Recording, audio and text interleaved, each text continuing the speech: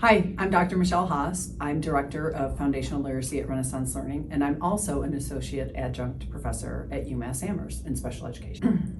Hi, I'm Dr. Sara Brown, the President of System Impact Consulting.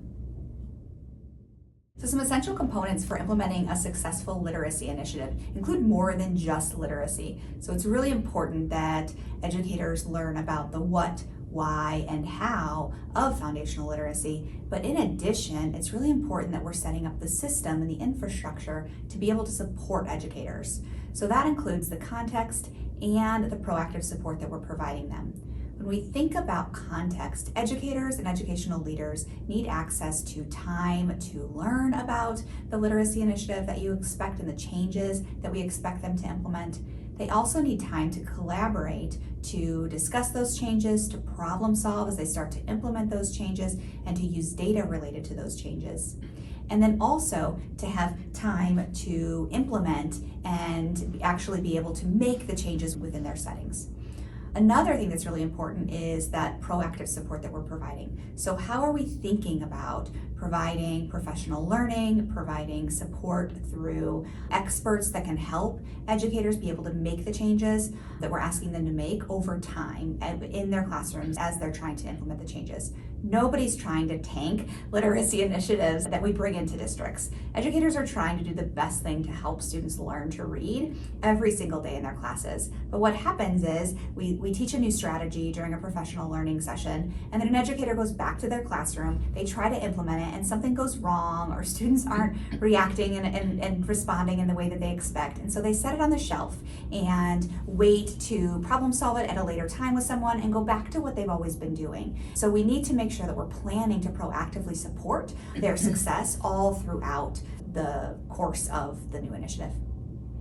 Yeah, and I would also say that some of the things that are really important for successful literacy initiatives include having administrators and from the top all the way down to have some cohesion and agreement on what it is they're trying to solve. And I think part of that also includes airing out some grievances of not everybody is going to be happy, but there really needs to be a strong commitment. Some people might call it buy-in, but it really is, I like to think of it more of that understanding of this is what we're trying to do. These are the goals we're trying to achieve.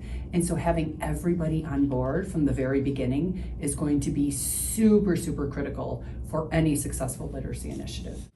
A comprehensive assessment system contributes to supporting a large-scale literacy initiative in multiple ways. So one critical thing to think about as we think about comprehensive assessment is that the assessment is there to drive our literacy instruction. It's not the end-all be-all. It's not the goal of the instruction. The goal of the instruction is successful readers, but the comprehensive assessment system can play a really big role in that by supporting us to think about how we're supporting the system itself. And so thinking about taking the assessment outside of just thinking about an individual student, but using it to drive the other resources and supports that we're providing. So when we think about having the data that you have as part of your comprehensive assessment system, you can use those data to think about what questions can we ask at the district level, and what can we be doing with these data at a building level, as well as at a grade level, a small group level, and an individual student level. And all of that together can help make the biggest impact to student learning, because we're able to think not only about what an individual student needs,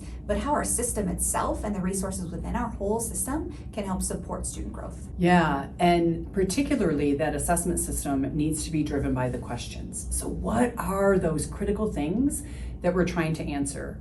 And as Sara talked about, are we asking questions at our system level?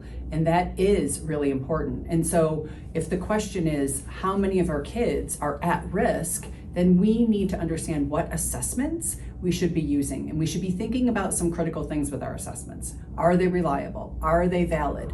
Are they quick and efficient? Because the assessment in and of itself is not what's going to answer the question. And you brought that up, Sara. It's really more about how can we get the answer to that question so we can actually think about what does the teacher need? What do we need at a system level, down to an individual kid level? And so all of those things really matter, but it really should be driven by the question. So understanding what are the questions that are really important to ask and what is the most efficient way to answer those questions so we can actually start talking about instruction, because that is what's really going to drive the system.